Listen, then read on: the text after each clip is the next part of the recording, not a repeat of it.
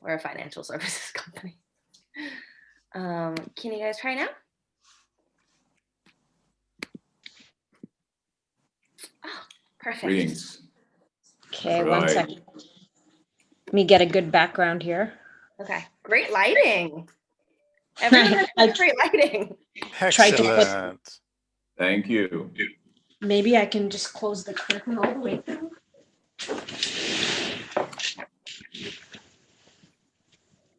How is that? Perfect. That's Fine? Great. Yes, Okay, That's great. great.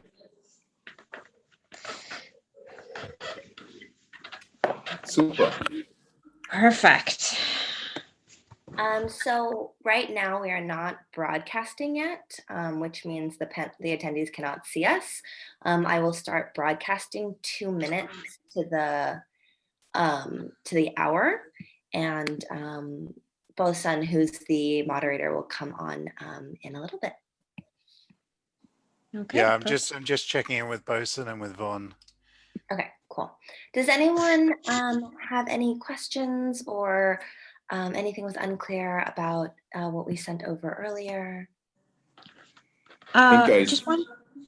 Oh. Go ahead. Go Ladies ahead. first. No, go ahead. Ladies first. I just noticed this said till 14 GMT. Are we going to go all the way to 2, or is it going to be 1 p.m.? No. It's only 1 hour. It's just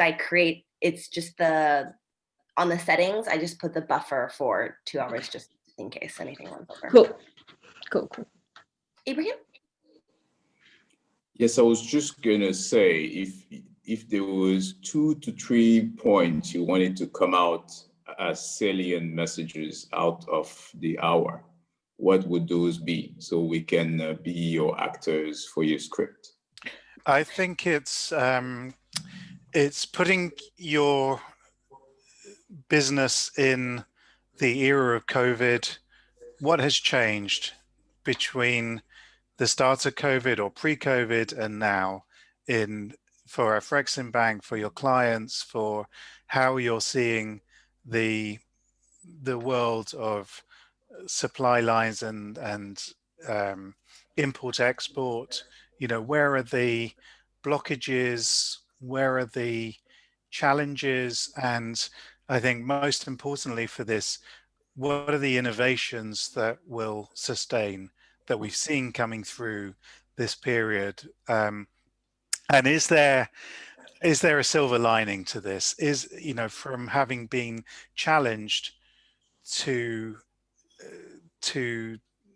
this unprecedented disruption, are there opportunities that have come out of this for Pan-African trade to compete on an efficient level against, say, Chinese imports or American imports or European imports? Have we seen anything like that, for example, from, AZA's side, from Afreximbank side, on the financing? We've seen a lot of digital payment systems coming through that didn't have as much take up as previously. So those are the kinds of things. I'm going to mute myself and just check in with Bosun, okay? Okay. Stephanie, any other points you would like to see? No, I think I think Gavin did a really good job of summarizing that, but the focus really is around, specifics. I think a lot of there's so many webinars that are talking about COVID and what's changed and everything. And so if there's examples within specific countries, examples that you've just come across that are specific with what the disruptions are and perhaps the solutions around it, those are the things that are really kind of juicy, meaty, tend to get quoted by media and press. The audience really walks away thinking that's something that I've learned that's new and interesting and can action. Okay. Yeah. I think we were just joined by our colleague. Hi, Vaughn. You are on mute. Okay, how are you? Good, welcome back. Thank you. Hello, good afternoon, Ron Ibrahim. Nice to meet you. Afternoon, Ibrahim. How are you? Nice to Very meet you good. too. Where are you calling us Are from? you in Egypt? I'm in I'm Egypt, calling Cairo. from Abuja. Ah, greetings. That's my other base. I'm Lagos resident, exported to Cairo. Oh, okay. Oh, that's good. That's very good. Excellent. Look forward to seeing you someday in Lagos. It's a God lot willing. drier in Cairo.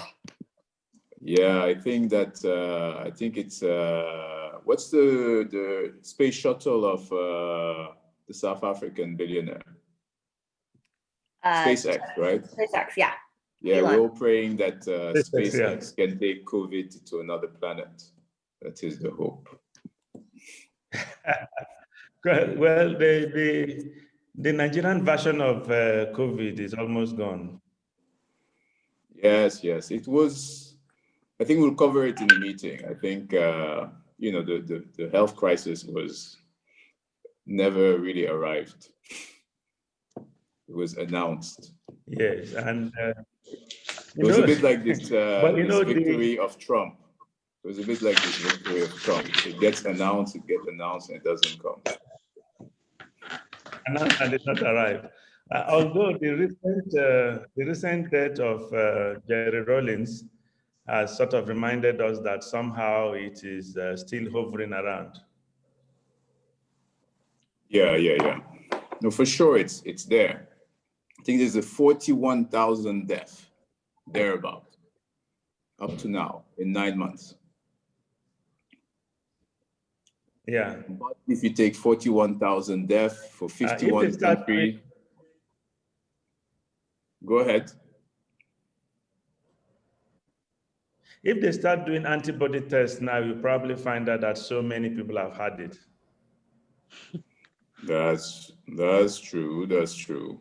But I think in terms of ratio, 41,000 deaths over a billion is still even if our math is wrong, even if you double it to 90,000, you divide it by a billion, it's still a slim number comparatively to other geographies.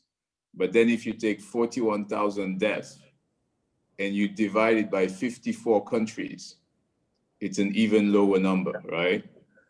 Yeah, it is.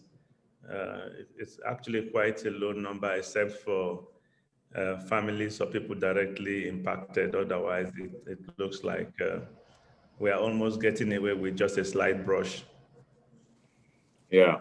I mean, in my own family, I've had a couple of losses, so it is not a fake news, Exactly, as Trump would say. And not so much just numbers too. Correct. Yeah. Correct. So I think you missed some of the point made by Gavin before he left. I think, Gavin, since we have everyone, maybe you want to rally the key salient point you would want to come out from various organizations so that we have our marching orders. Yeah, very organized. Yeah, sure. I'm just trying to get Bosun on because he's been having trouble with the link. So forgive me. Okay.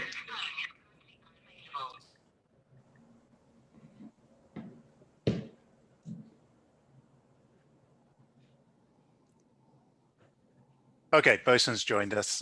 Great. So for Von, because the rest of us, I think we're on, and we've spoken through some of the issues, but it's really about understanding from a supply lines or import-export perspective where the blockages have been during the COVID era, how this is different from pre-COVID, and importantly, and this really speaks to both Alluvial and Mastercard Foundation and Afreximbank and AZA, the innovations that you're seeing within your business, that you're creating, that could sustain beyond the COVID era, the ways that this actually, if there's a silver lining from this terrible period.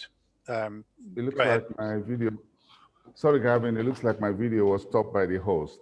I Steph, think that's not kind. Stephanie needs to unlock it. I think she was Come trying on. to punish you for having a technical problem. Let's see the man, Steph.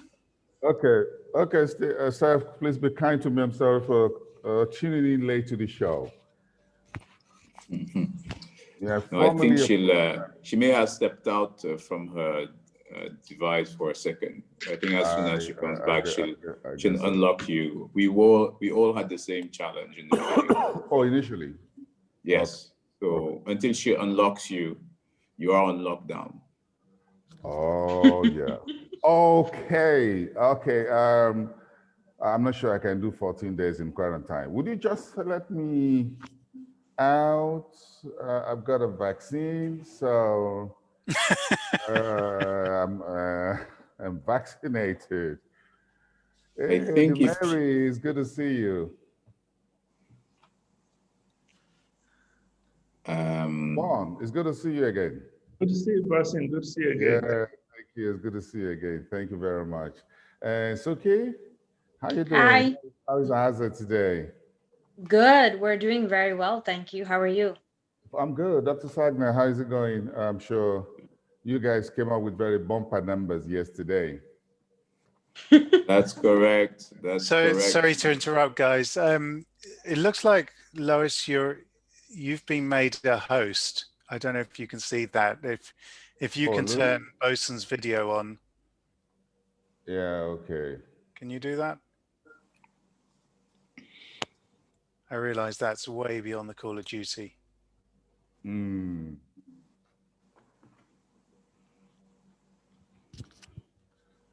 Luis, how's it going?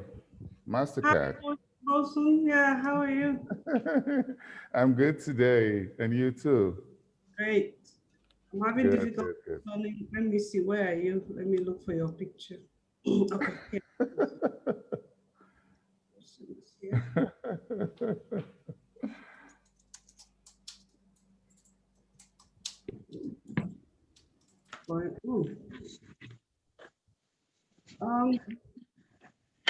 Okay, Steph is the host again now. Okay, Steph is back. I can't get the. Okay, maybe you just get my picture from the and just put it on until. Okay, Bosun, Stephanie is having internet trouble. You should be able to switch your camera on. Right. Bosun is co-host now, so he should be able to turn his. Okay, here we go. There you are. Okay. There it looks like. Okay, here he goes. Okay. Can we start now, Stephanie? I'm back. We're broadcasting. Okay. Excellent. Over to you, Bosun. Thank you. Okay, thank you, everyone, and welcome to the AZA Live webinar. Bosun Amofaye, and I have the pleasure of welcoming everyone to this 1 hour programming put together by AZA. Of course, the good news on a relative basis for Africa is that we have seen lower infection rates of the coronavirus pandemic compared to other parts of the world, although the infestations are now rising according to the Africa CDC latest numbers. But we hope the numbers stays relatively not as high as we seeing it on a daily basis across the Western Hemisphere, Europe, United States, North America, and parts of Asia. But so far, there is no room whatsoever for Africa to be complacent. We've heard from President Ramaphosa of South Africa and the Kenyan President Kenyatta over the last 1 week on the reasons why Africa needs to stay focused and not be complacent as far as the coronavirus was concerned, because the economic toll on the populations of Africa, just about 1.2 billion people, will be far more higher than in other parts of the world. And the reasons were simple. First, our continent is poorer, and so we feel the pinch more. Logistics, healthcare, infrastructure, and all of that are major pressure points for the continent. And second, the continent is more challenged logistically, and that takes us to the point of this particular webinar, the supply lines in the COVID area, opportunities in disruption. Of course, it can be a whole lot cheaper, and everyone knows this in the news, shipping a crate of tomato paste 10,000 miles from China to Nigeria than 100 miles across Nigeria from Kano to Lagos, which is just approximately 500 kilometers away, just to use one example. So already challenged supply routes, logistics, infrastructure around all that have become more pronounced as a result of the COVID-19 pandemic. So I am happy to have this afternoon on the webinar. We're fortunate to be joined by a panel of people who are solution finders, creating opportunities in disruption, and build back better on the continent. Build back better. Hope I'm not going to get, those are my words. I hope I'm not going to get sued for plagiarizing Joe Biden's line just at the elections, build back America better. But we need to build back Africa better, as it were, in the manner of speaking. So welcome, ladies and gentlemen, dear participants.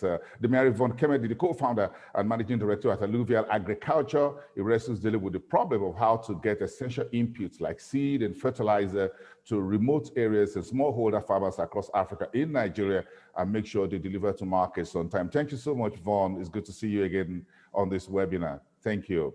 And supporting Alluvial in this endeavor, of course, $20.4 million recently announced by Mastercard Foundation COVID-19 Recovery and Resilience Program. We're delighted to have Louis Sankey on the program, who is the program lead for agriculture program at Mastercard Foundation. Louis, it's good to see you on the program. Thank you. Thank you, madam. And of course, beyond agriculture, we're looking at the broader realm of trade. If you saw the numbers 2 days ago, on Monday to be precise, from Afreximbank, total assets, the doorstep of 30 billion, of about $20 billion, growth of about 34% over the last 9 months, January to September this year. And you look at the whole the support that Afreximbank has been given to African sovereigns and institutions under the pandemic, in particular since April this year. Then you know why we have Ibrahim Sagna here, the head of advisory and capital markets at Afreximbank based in Cairo, Egypt. Thank you so much, Dr. Sagna. It's good to have you here on the show. And finally, AZA, Suki Silverstein, thank you so much, Africa's largest non-bank currency trader. I'm delighted to see all of you on the program. Thank you, Suki. Thank you. So let's get the show started. I'm a senior consultant at New Markets Media and Intelligence. What we do is work with researchers, media, organizations, governments, and businesses to increase their understanding of business activities in frontier and emerging markets. So let's get everyone's thoughts and questions in, as usual, through the platform. We're using the Q&A function. Please use that if you want to chat with us. We'll take much time to do that within the next 1 hour and get everyone's point in. We also have journalists on this particular webinar, so we appreciate your questions as well. Everything is being recorded for broadcast. So let's begin with Vaughn, the man who gets the handshake with the farmers on a daily basis. Tell us about your work with smallholder farmers in Nigeria, in particular the northern part, the north central to the northern part of the country, where you face a whole lot of issues around logistics and all of that, but also in particular in terms of kidnappings, banditry, and insurgency and all of that. You have the floor, Vaughn. First of all, I think everybody knows that banditry, kidnapping, insecurity generally is a threat to economic activities, including farming. But at the same time, economic activities are also a threat to insecurity, or more positively, a solution to insecurity. So in spite of any challenges, we just have to be in there working with the farmers to increase the level of productivity of the country from the agricultural angle, so that the country is able to then deal with issues of insecurity.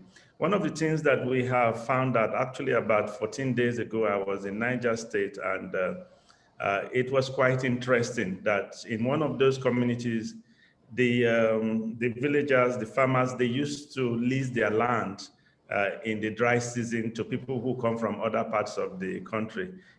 Interestingly, they actually said people who come from the northern part of the country, but there I was in Niger State, And the reason they now want to go back to planting in the dry season is that the rainy season is no longer predictable.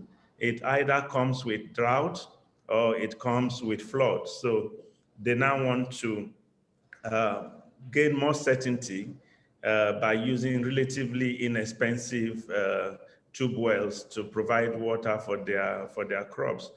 So people are really, I know we're talking about COVID here, but the ingenuity of farmers now looking at more climate resilient measures for meeting their needs, it's simply amazing. And this has further been enabled by the challenge they faced with COVID-19 around supply lines. There was not as much farming 2020 as last year because of the supply line challenges around the interstate blockades that happened in March, April, which was in fact the most critical period for transporting equipment and inputs to farmers. Never mind that special dispensation was given for agricultural inputs, but the challenges were still experienced. And then unfortunately, in places like Kebbi that are very central to rice production in Nigeria, they had very serious floods. So that has made this year's dry season to be one of the most important dry season in the history of farming in Nigeria. So when you talk about supply issues and all of that, what type of inputs would you be speaking to specifically, and how do you try to navigate these logistics issues? So, for instance, fertilizer is a critical one. Not all the components of fertilizer are made in Nigeria. There was a fear that there might not be enough fertilizer, but I think the government did a great job coordinating with fertilizer blenders to make sure that fertilizer was available. However, it was not available for the advertised price. So that impacted on farmers as well. And when you look at the price of various grains right now in the market, it's really, really scary.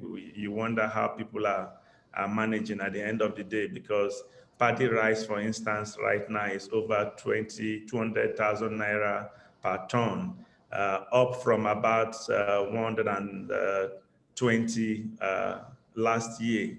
So that's a very significant increase in price, which will be passed on to the consumers at the end of the day. So fertilizer being one, seeds are the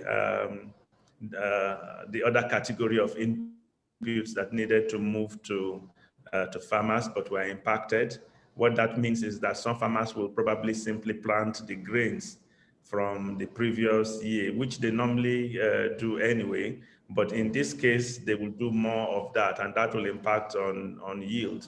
And so we talk a lot about COVID-19, but let's not forget that this year, COVID-19 impacted on farmers, floods impacted on farmers in some places as well, and drought also impacted on farmers. In some parts of the southwest of Nigeria, there were almost 50 days of no rain. And this is so wicked because it happens shortly after people have planted.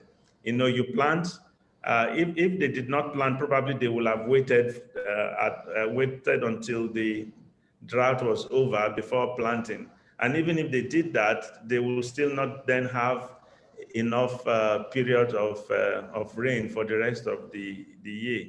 As you can see now, we are in November, and the rains are not coming as they did last year. Last year, as far into the year as early December, it was still raining, but right now it's not raining. So this has been a very difficult year for farmers, and even with the support that we have from Mastercard Foundation to support farmers, it's still being done under difficult circumstances. So you can now imagine what will be happening with farmers that have no support at all. Look at the finance sector. For you to finance farmers, you need to visit, you need to do a lot of due diligence. All of this was supposed to be done between February and maybe April at most. And again, this is the period that coincided with the lockdown. So a lot needs to be done. And if Nigeria is to survive the coming food crisis, we really need to plant massively during this dry season. And unfortunately, dry season farming requires a little bit of infrastructure, which is expensive, takes time to put in place as well. But I really salute the farmers who are using this relatively inexpensive method called tube wells to prepare for the dry season. Very interesting, Vaughan. And I think to an extent, you speaking to a number of regions in Africa. For example, in Zimbabwe, it's been very tough with drought as well.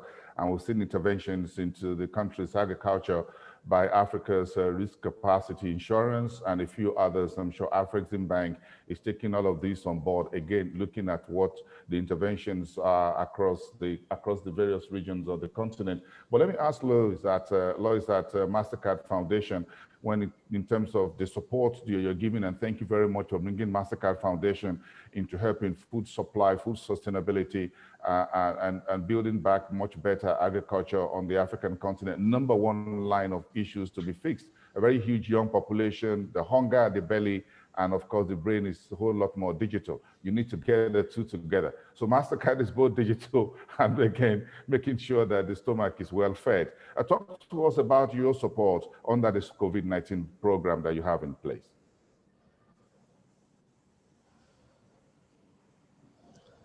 Unmute yourself. Just unmute yourself, Lois. Just use that little button down there. Sorry about that. Thank you, Boson. Thanks, Vaughan. So as a foundation, we are focused on supporting entities across different countries in Africa to create what we call dignified and fulfilling work for young people, mostly young men and women within the age of 15 and 38. So that's our goal. And agriculture presents a very veritable channel that already engages a huge population. And so channeling our support through partners like Vaughan, Alluvial, and others enable us to channel funding that will help them bridge the financing gap and that affects them in the ability to provide these very critical inputs to farmers. And so our support is geared towards aggregating as many young people as possible, attracting them to agriculture, which provides a means of employment, engaging them, also preventing them from being distracted into insurgency and banditry, etc.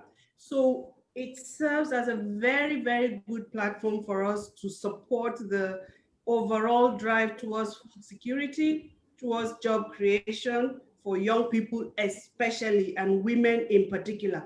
So that is the focus of our support.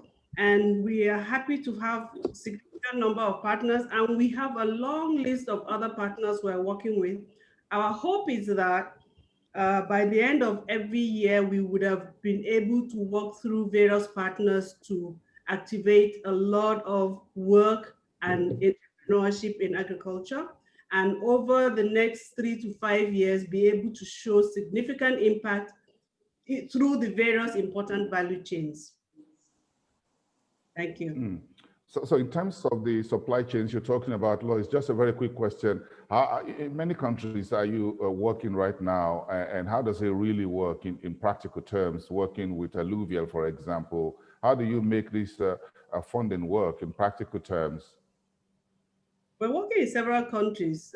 Nigeria is one of the most recent additions. We're working in Ghana, in Kenya, in Rwanda, in Uganda, Ethiopia, and Senegal.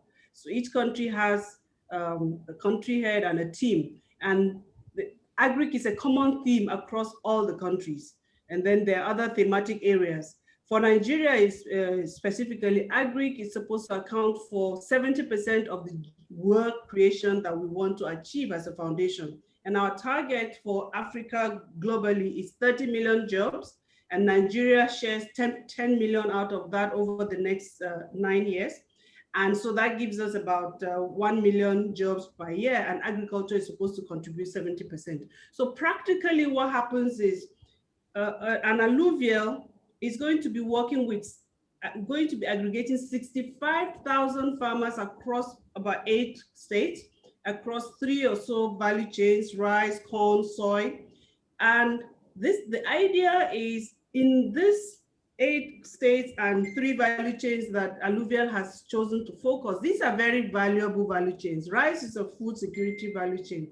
Soybeans is a feed value chain. Corn crosses both food and manufacturing. So these are very viable value chains. So if we're able to impact through Alluvial alone 65,000 farmers, prorate this, give them inputs, give them, some of them will have mechanization for their farms, pesticides, and then market is guaranteed. These farmers don't need to go anywhere. Alluvial is going to organize everything. It's an end-to-end intervention, from land preparation to inputs to capacity building to market. So this takes care of a lot of things. In addition to that, we are also infusing financial inclusion methods into it. So Alluvial is working with another partner to bring in wallets that will incorporate these farmers into the financial system. So like I said, it's very practical, it's hands-on, and it's end-to-end. At the end of one season, any of the farmers that have been covered under that platform would have been properly structured to be able to stand on their own for next season. And then you move on to the next batch. And then this creates a ripple effect in the value chain and in the ecosystem. As a matter of fact, I would like to add to what Lois has been able to clearly explain. This project will produce 260,000 tons of grains, so add to food security in Nigeria. That's a very significant number. That's about 8,666 30-ton truckloads of food that this project will be producing directly. It will yield revenue of $72 million to these 65,000 farmers collectively. And it will also, as Lois has mentioned, bring them into financial inclusion. Because what's happening with the project is that it enables we are registering them with banks as well. And so the banks see that they are able to execute and that they are able to make a tiny repayment, which builds a comprehensive financial history, credit history for them in readiness for the post-Mastercard phase. And in fact, we will soon be announcing, actually much earlier in the day than I had expected, the financing that is already waiting for the farmers after this Mastercard Foundation catalytic stage.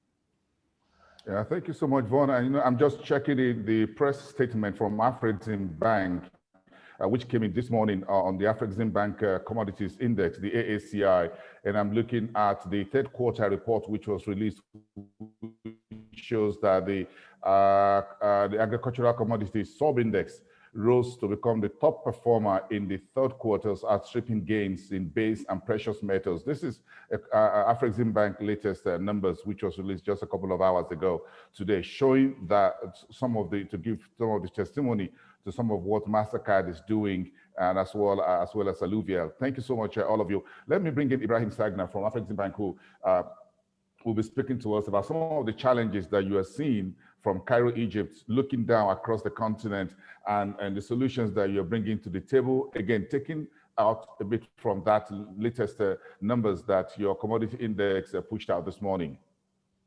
Dr. Sagna? Thank you very much, Benson. It's a pleasure to be here and to be members of this esteemed committee of colleagues. Clearly, the crisis has been a prominent one, But I think it is important to highlight that a bank like ours is conceived to rise to the occasion. So a crisis is never wasted in our history. In 2014-15, when there was some contraction, we did the commodity crisis of that year was met with about $10 billion of disbursement from our bank. That was in 2015. This year, 2020, as you've heard from the numbers a couple of days back, we've been able to see our balance sheet grow 34% and currently at $19 billion, when last year we were below 15. So within this year, we were able to put together a program called Patimfa, which you've heard about, within the second quarter of this year when the crisis just started, where we dispersed over $3 billion. In fact, we ended half of the year dispersing $5 billion across the continent around these issues we've discussed today, always anchored around pandemic and the crisis. And recently, this quarter, we've moved our effort as an institution to a collaborative plan called COPREFA, which is between us and ITFC, which is linked to the Islamic Development Bank, and BADEA, where we basically put in place a facility of $1.5 billion for specifically the import of medical supply, agriculture equipment, fertilizers, and the pressing food security issues. So the issues just raised within this panel is what this facility has been put to resolve. During the year, we also had a African medical supply initiative with the African Union and a few key parties to really provide a rapid response. What we need to realize collectively is that on the continent, we had been expecting a health crisis that would have triggered a financial crisis. The health crisis pretty much never arrived. It was a bit like the announcement of the victory of Trump. We were expecting it, it didn't come. So that health crisis didn't come. You have 41,000 deaths across Africa. It's 54 countries. You do 41,000 deaths divided by 54 countries. You compare it to any other country. That is basically not a crisis. Many of us have lost some close ones, so the disease is real. It is still having some damage, but on a comparative base, the continent, through its leadership, has shown a great example as a geography and as individual countries. I don't think there's any other continent that has sustained the crisis the way we have, and we should all be proud of our action individually and as geographies. This is one of the rare cases where the globe needs to look towards us to take an example. So since that health crisis did not occur, the downside of the story is the financial crisis came. So the consequence we were expecting came despite the absence of the cause. And that's why institutions like ourselves needed to be here. And a crisis is always an opportunity for innovation. Irrespective of the industry where you sit in, you realize that in time of constraint, that's where creativity comes to the occasion. And you will see that in the agricultural space, a lot of that took place, as you've heard from my colleagues, but you observe that that has happened across sector. And that's what we are really should be observant collectively to see. And you've heard some great stories happening even on the logistics side by a company in Nigeria called Kobo 360, which is really serving as an Uber for logistics. There's another company operating in the same space called Lorry that is doing the same, both in Nigeria and Kenya.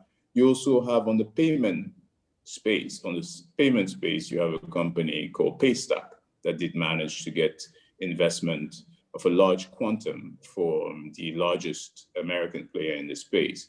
So clearly you can see that at the height of this crisis, there are phenomenal stories coming up. And what you're observing is a change of behavior. And that's what crises are for. It allows individuals, institution, and nation to look inward and seek new paths, change old habits, and find new directions. And what you're observing in our space is financial institutions like ourselves are collaborating with other DFIs to create new platform. We have spoken about the African medical supply that we've put in place with the AU, but we're putting together a hospital center of excellence in Nigeria to really respond to the health crisis, which is a project we've been working on for a long time. And we're basically providing the equity and the debt. It is a platform we're erecting on our own and inviting other equity and debt providers.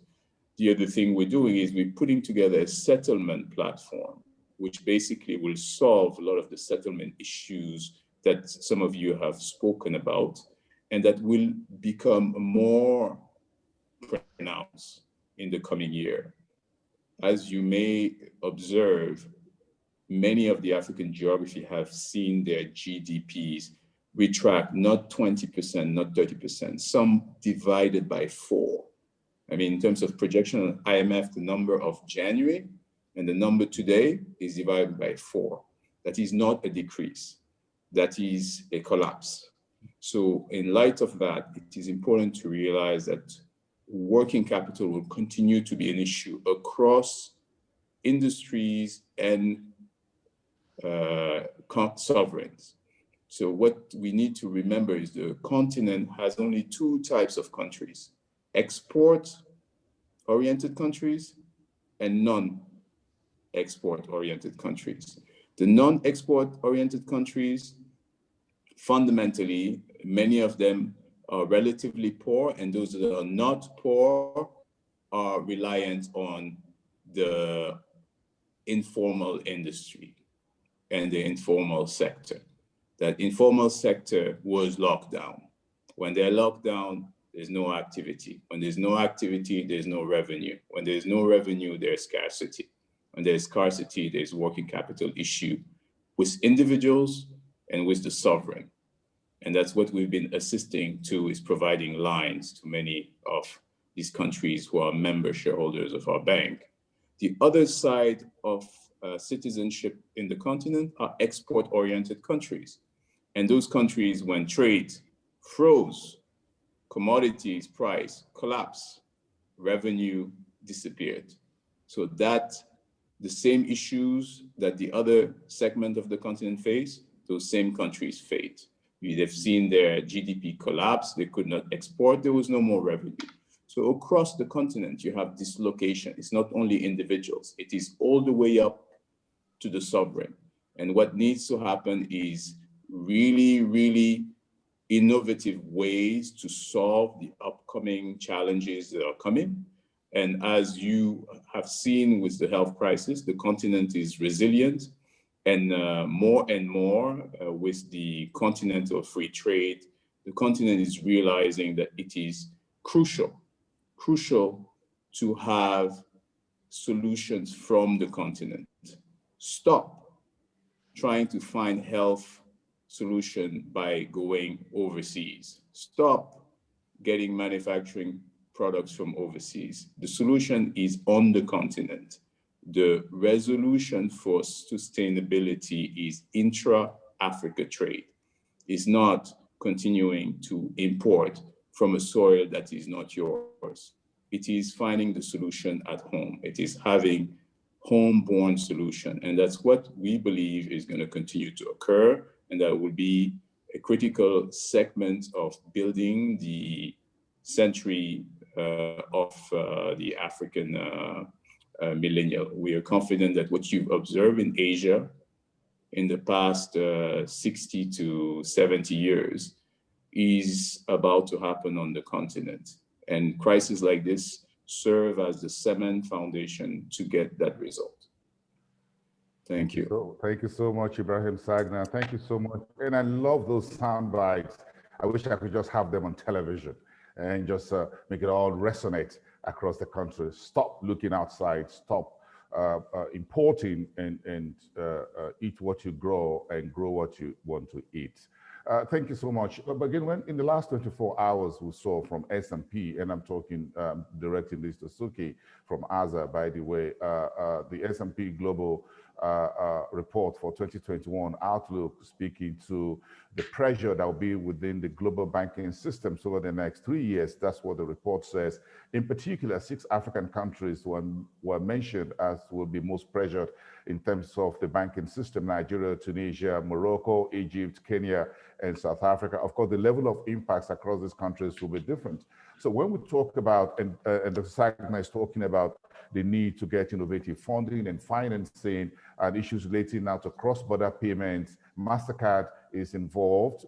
Vaughan needs more funding. It needs as much more support as it can get.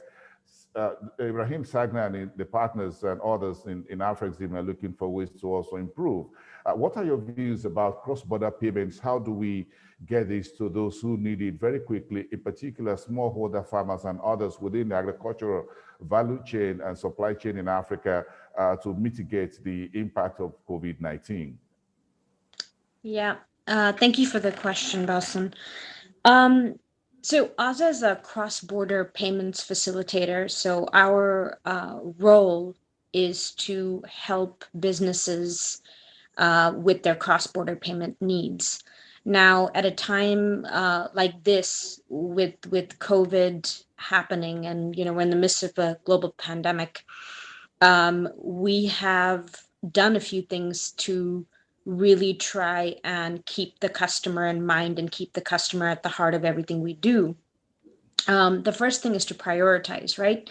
So what payments are most important for our businesses? Medical supplies, emergency, food security, all of these are extremely, extremely critical. So we've adapted and prioritized these payments for our businesses. The second thing is being flexible. We need to work with our customers' needs. So if there is a business that had a different type of purpose or type of payment in the past, and now they've come with a new document or a new compliance requirement that they need to make a different kind of payment, we have to adapt our framework of compliance and treasury and liquidity and see how we can fit the customer's needs and service that client. And I think the third thing is innovation.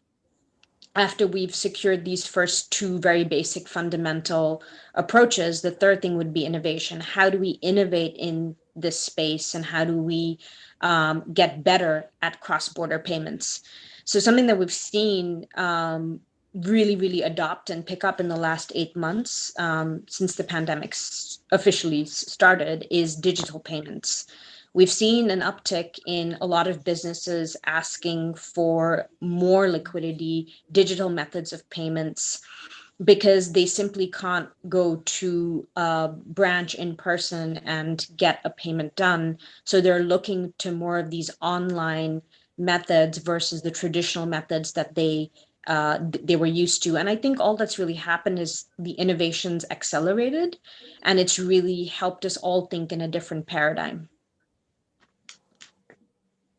Asuki, thank you so much. Just about to ask specifically to Nigeria and just think through some of the central bank regulations around FX and all that. And I'm sure Vaughan Kemedi can bear witness to this changing almost on a daily, if not hourly basis in terms of with the central bank trying to manage shortage of FX liquidity. Of course, Dr. Sagna spoke about that earlier in terms of how commodity prices, collapse in commodity prices, exports, and all of that has impacted a number of commodity export countries on the continent. So with Nigeria, for example, putting a whole lot of new measures every day in, day out around the FX market, how innovative or flexible are you getting under circumstances such as Nigeria's? Yeah, it's a great question. I think in a situation or a market like Nigeria, you have to really understand local regulations and work with what the central bank is bringing to light every day. And so for us at AZA, it's always keeping an eye on what that local regulator is saying or doing and making sure that we respect those guidelines. What we're trying to do is offer some innovative solutions, offer some digital solutions, but do it within the framework that's acceptable. So I think it's really important for us. We have a dedicated treasury team and a risk team that looks at this every day and builds our model based off of what the larger local regulation is saying and doing. So for us in a market like Nigeria, we always have to keep that in mind. And I think there's still plenty of opportunity to do that within an ever-changing framework. And it goes back to my point about flexibility, right? We have to adapt not only within what our customers are asking for, but we also have to adapt within the larger environment and within the industry.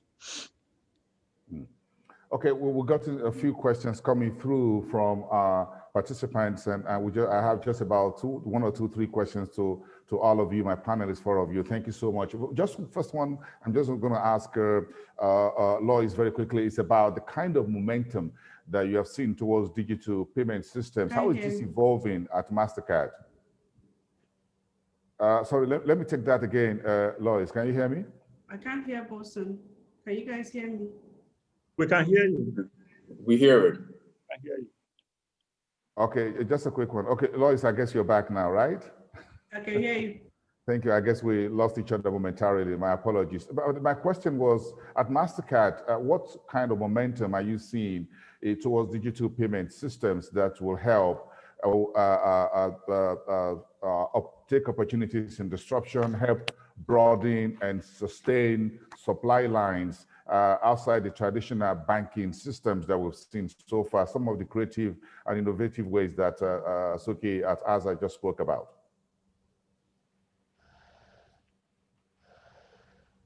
Boston, was that for me? Yes, madam. Would you like to speak to that? Yes, I missed a little bit, but I think you wanted to know the impact of innovative financial services that are outside the traditional banking system. Very correctly. Yes, madam. Okay, yes. So in all of our interventions, we have tried to incorporate that because part of the thematic areas for Mastercard Foundation includes financial inclusion. So it's a very important aspect of our interventions. So in designing and co-creating interventions with our partners, financial inclusion, the outside the brick and mortar type.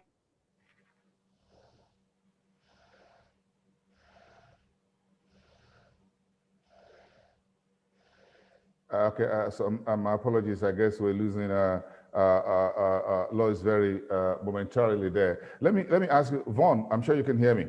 Demary. Yeah, hear you. Yeah. So how have you been impacted by some of what Suki has talked about, prioritizing, being flexible, being innovative, keeping an eye on regulatory environment? Like I said earlier, Nigeria, the central bank, the country is short of cash when it comes to FX, so it's trying to do what you call rationing, and that I'm sure will most likely impact your operations one way or the other. Yes, absolutely. We have been adapting, and we have no option but to keep adapting to the regulations that come from the central bank. Having said that, a stable regulatory regime is always the best in many circumstances, because when challenges arise and you think that every challenge needs to be met by a new regulation, at the end of the day, it actually makes things more difficult for everyone. I would like to take on to support Lois. I knew where she was going, so I would like to conclude where she was trying to explain that the involvement of digital payment systems with all of this is actually quite important and critical.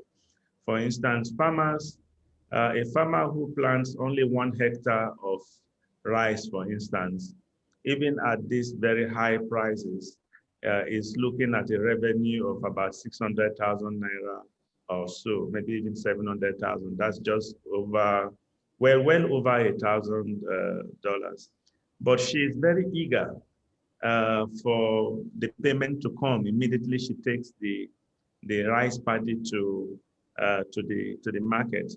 And typically, when you are buying in volumes, you can't have cash, paying out cash to farmers. At the same time, you can't pay to their accounts that quickly, even if they have regular bank accounts. So that's where the digital channels come in, even for farmers that have bank accounts, so that you are able to pay farmers very quickly without necessarily issuing checks to them or instructing the banks to manually pay the farmers, which can keep the farmers waiting for as much as 1 week, not because the money is not there, but because there's a long line of farmers that need to be paid. So in fact, as part of our partnership with Mastercard Foundation, we are developing a digital payment system jointly with Mastercard Farmers Network. So that's different from the foundation and different from Mastercard itself. But we're working with Mastercard Farmers Network and the International Center for Tropical Agriculture to build a payment system that can take care of those who only have phone numbers without accounts, and also those who have accounts in various banks. This will be seamless. To work with the banking institutions to make that happen, and hopefully before the end of December, we should have that system ready. Ibrahim wanted to say something. Yes, I wanted to complement this through the permission of our chair, Boston, to say that we'd love to partner with you guys, Luis and AZA, because one thing I forgot to mention is the bank in its innovative strides and the platform strategy that I alluded to. We erecting a platform called PAPS with the African Union, which you may have read about. This stands for the Pan-African Platform for Payment and Settlement. So I think a lot of points were made on payment, but the other part of the equation is settlement. So we are putting together a platform that's solve both the settlement issue and the payment. So since a lot was talked about on the digital payment space, what we'd love to do is to partner with your good selves after the webinar and find avenues of collaboration, because this is a continent-wide effort, right? And I think minds need to realize that digital infrastructure, which is really the future and what is making the prevalent present, whether you look at Zoom that we're using right now, or whether you are using Airbnb, the old infrastructure and whatever we've known has come to change by new players that in terms of market capitalization are even bigger than their predecessor in the industry. And it's only from not recreating the wheel. I think we need to get collective minds to be disciplined about not recreating the wheel and seeking collaboration. Most big payment plays that are happening today don't come and try to recreate. They come, they partner. And whenever there is a void, they create. So in this effort where we're trying to tackle 51 countries, we don't necessarily seek to come in each place and recreate. Partnerships are the path we are seeking to pursue. But one thing you need to understand is, as a platform, we are not doing this in serendipity. It's not accidental. It's because as a bank, we are owned by 51 central banks. So the central bank in each country is a shareholder with us. Now, our modus operandi is to do loans, but we never do a loan and just pass you the loan to Lois. We will need a local bank in that country to take the dollars from us and pass it on to Lois. Because of that, we have 3 levels for lending, and there's 3 layers of security. So when Lois pays to that local bank, then that local bank needs to remit the fund back to us. So the first level of risk is Lois. If Lois fulfills her obligation of payment, she remits to that bank. Now that bank, because of what we've discussed, which is the FX shortages, can be tempted and say, this Bank of Cairo, I just read their press release. They just got $250 million of net income. How about they don't need the cash? Let me sit on it an extra 2 months, right? They're like, those guys don't need dollars. We don't have dollars here. The central bank is sitting on my neck. Why pay those guys? So at that level, we have a 3rd level of security. Those banks' bosses, which is the central bank, is our shareholder. So if he's tempted to misbehave, we have that access directly to the central bank governor. So that those 3 levels of the building are very securitized. And you'll see in our story in our annual report that as our balance sheet is growing from 2016, we had $6 billion in balance sheet. Now we have 19. Literally went from 6 billion. I mean, the pace is really big, right? But our NPL is going down. It's really that 3 level of security that I'm talking about that enables that. So, but it's that 3 level that we want to use in settlement. Because a bank in Angola may not want to transact with a bank in my country in Senegal. They say, we don't know anybody in that country. Why you want me to do a loan there? We can come in the middle. I say, don't worry. You buy our guarantee. You don't know the Senegalese bank, this guy Ibrahim, you don't know him, no problem. No wahala. Here's the guarantee. Do the trade, do the settlement via me. If anything goes wrong, I will make sure that I recover the fund, but you are sorted. So we're using our own architecture to enable the digital settlement to happen. And we're doing it with each central bank, one country after another. So the key is to really work also in partnership with parties like yourself, because we should not be trying to fully recreate the wheel, given all the great efforts you guys are doing on the ground. I think it's important that the continent realize that whether you go in Asia or in Europe, in different geography, it's using what was done before and consolidate. We need to move into a mindset of consolidating our forces and building our own narrative. Fantastic, Mr. Sagna. Thank you so much. Yvonne, you have a minute very quickly. I think it's incredible what the bank is doing, really taking for itself that mandate of accelerating intra-Africa, not just trade, but transactions and businesses. That's really wonderful. And I congratulate the bank for all the extra infusion that it now has to even further accelerate that mandate. Thank you so much. Just a quick one, and thank you so much, Mr.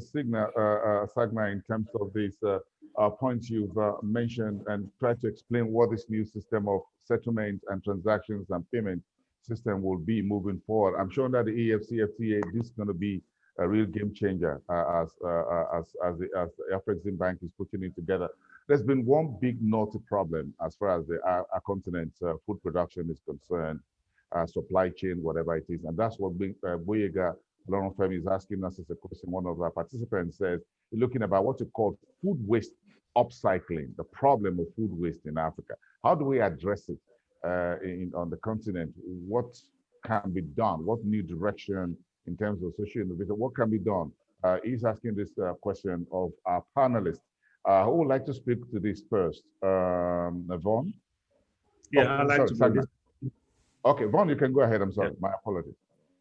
Okay. Thanks a lot. This is a very critical issue, and interestingly, it's actually a supply chain issue.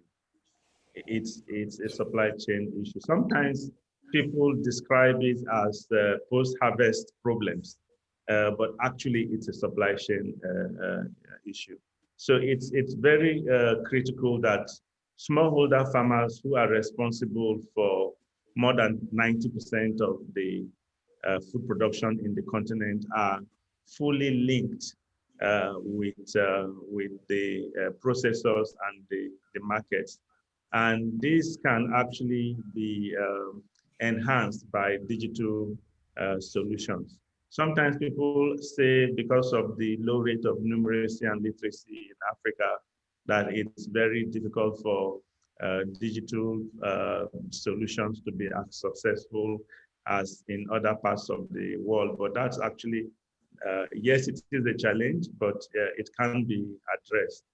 So in Alluvial, for instance, the method by which we have been able to work with large numbers of farmers is by creating what we call community blocks. So each block consists of a minimum of 500 farmers with a lead farmer and an extension person there. That means that you are able to bring 500 farmers, even 1,000 farmers as a block into a supply chain. And it will not be relevant whether every one of these farmers can operate a sophisticated app, you see.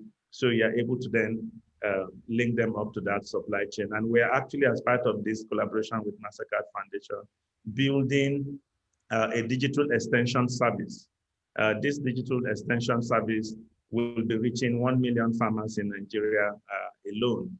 It helps the farmers through USSD codes to access basic information based on lean information provision. In other words, we are not trying to provide all the information in the world, but the most essential for the activities of the farmer. So the digital solutions are still very, very relevant in this case. Oh, interesting. Thank you. Mr. Sagna, your comments briefly. Well, he stole the word out of my mouth, so it's great to think that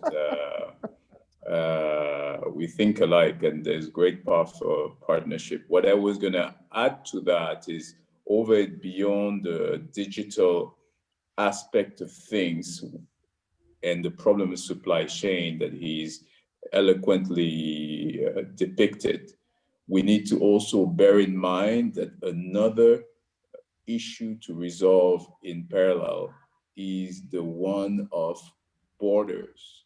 So one of the significant problems for what the question alludes to, in order to be able to solve that problem, you need to solve the challenges at the borders. Because what we fail to recognize and remember is the continent, although it's 54 countries, in the entire globe, there's probably 30 and so much landlocked countries in the globe. And out of 34, 16 are Africans. So it tells you the prevalence of landlocked countries per ratio in the globe. So we have the most case of landlocked countries. So those countries that have excess, even the exercise of digitally, when you solve the problem digitally, the actual procurement and the actually movement of the goods is a massive issue. The continent has cost in terms of moving things from one border to another that tends to be 150% to 9 times more than different geographies in terms of cost. And then in terms of time, we don't even go in the championship. We basically, I think, we just get elected champion every year in terms of where it takes the most time to move goods. So at that level, as a bank, we're doing some programs around borders, we're providing some guarantees. We have some trade facilitation within our intra-African trade program, which is the arrowhead of the bank. A lot of the things that I've been pointing to today, obviously, it's important to highlight that they're really the brainchild of our President Orama, who's taken the helm in 2016, and where you can see obviously a lot of the growth in balance sheet, in revenue, but these initiatives are really critical in the view of our leadership to change the continent. So we need to recognize the digital opportunity that my colleague has so well put in the front of us, but also remember the challenges we have historically and try to solve them with the continental free trade and other initiatives. Okay, thank you, Mr. Sagna. Of course, if you look at our chat room right now, a few comments are coming through, and there's a question which I'm going to put out there very quickly within the limited time that we have. But in terms of the food wastage, Lois is putting some coming through, and she talked about how to encourage, how to reduce food wastage can be significantly improved through proximal processing, encouraging the setting up of community processing centers and clusters. I'm sure that will work in a number of African countries. That's the way the level of processing at the rural level can capture the produce and enables production of products that can be obtained, off-taking further to larger processing plants for next level processing. I get that. Small processing, whatever plants close to the farms, then you can move to bigger processing, warehousing and others a bit further off to look at the issue of logistics, infrastructure, roads, and what have you within the African space. And I think this will really work with what Mr. Segna talked about. The landlocked countries within Africa is a major issue for most parts of the continent, and that's quite very opposite. Very quick question from, I want to ask Suki one question. What do you think the longer term sustainable solutions will look like? But I got this question for coming through a company by the name Gletec. It says, they said they're working in Benin Republic. And I think this goes to Mr. Sagna about what digital solutions can you provide? Let me ask Suki that question. What digital solutions can be provided in Benin Republic? Yeah, so we have technology, and it's an API that can accommodate business to consumer payments or business to business payments. And what we've done with this API is it's evolved over the years. We've taken feedback from our customers, we've taken feedback from partners, and we have developed features on the API that make it more usable and more client-friendly, but also it accommodates different types of payment needs and different types of payment flows. I want to circle back really quick to Vaughn's point about food wastage. I think, one of the things fintechs could do a lot better and continue improving on is really understanding a business's true problems and their needs, and listen very carefully to what the exact issues are. Because sure, we can solve a problem at hand, which is how you make this cross-border payment, but I think there's several layers there as to how can we solve a bigger problem. And to do that, fintechs, I think, need to listen and partner. And just to bring in Ibrahim's point, interoperability is very important. We need to work across the fragmented systems in each country, but also work with the regulators and work with the banks to grow the ecosystem, right? That's essentially what our goal should be, is to grow the ecosystem, get more partners in there. So yeah, in terms of what innovations are there, especially when it comes to Benin, we do have an API. We have other solutions that could work for that market. And I think what one of our focuses is for the next, let's say 12 to 18 months, is to really figure out this Francophone, French-speaking West Africa region, how much interoperability can take place there. And we are putting a lot of infrastructure and effort towards that. Thank you so much, Suki. Just one quick question for Ibrahim from one of our participants, Orich Doso is asking, very appreciate the partnership you talked about, Ibrahim, but how does it really work? How do you go about it? So so we as a bank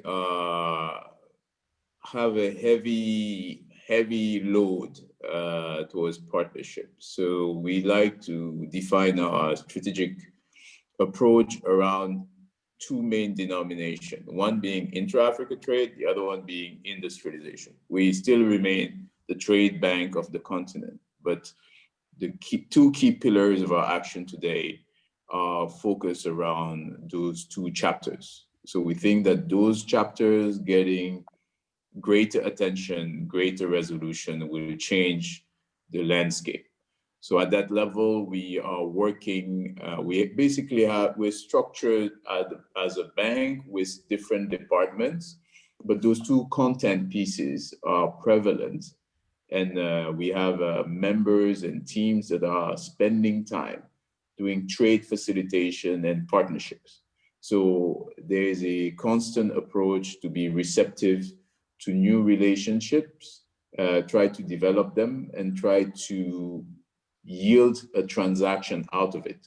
And if the transaction cannot happen with us, we tend to direct the party to the adequate party. So actually, my function at the bank is to run the investment bank, where any project or transaction seeks a solution which can be provided either by the bank or an external party. So basically, literally treat our bank as a pharmacy, and I just have a function of a doctor. You could take the medication with us or somewhere else, but fundamentally, we will show you a path to cure. Interesting, Ibrahim. You either do, if you don't do OTC, over-the-counter drugs, then you can just do prescription drugs and ask Suki at AZA or Lois at Absolutely. Absolutely, and that's why I love division of labor. I just like it. No better way to explain it. Thank you so much, my panelists. It's been very great to have all of you here for the last 1 hour. Thank you so much, Ibrahim Sagna, at head of Global Head Advisory and Capital Markets at Afreximbank, based in Cairo, Egypt. Thank you so much. Demary Von Kemedi, thank you so much. The Alluvian man, thank you so much. Great job you're doing in Nigeria. We appreciate that. And of course, Suki Sylvester at AZA head of Inbound. And of course, Lois Sanke. Lois, thank you so much. Program Lead Agriculture at Mastercard Foundation. Thank you so much. We appreciate all that you're doing. Thank you, our panelists, and for members of the participant. Thank you so much, everyone, for being part of this conversation. Supply lines in COVID-19 era, opportunities in disruption. Never waste a good crisis. That's what it is all about. Thank you to the team at AZA in particular for your analysis and organization of today's event. Of course, we'll discuss many issues relating to COVID-19, supply lines in Africa, what innovations, flexibility, and keeping an eye on regulation is all about. How can we stop food waste?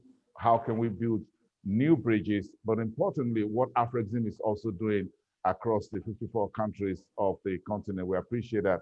And of course, the private sector participation in making sure that the wheel of progress in terms of supply lines are well oiled, which Afrexim is bringing in on one side and Mastercard Foundation also at the other side. But of course, all of this going through AZA as well, which is a non-bank FX operator committed to supplying liquidity, connectivity, and treasury solutions to every part of the continent and elsewhere around the world, looking to support growth in transactions in and across Africa. Of course, their primary product is the BFX product that you can get more details if you just log on at tradebfx.com. Once again, tradebfx.com. Thank you so much. Cheaper, faster, and more easily.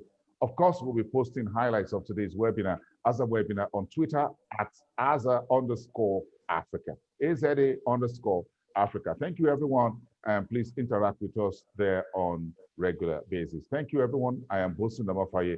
Thank you for having an engaging conversation. And I'll see you next time here on AZA webinar. Bye for now. And thank you.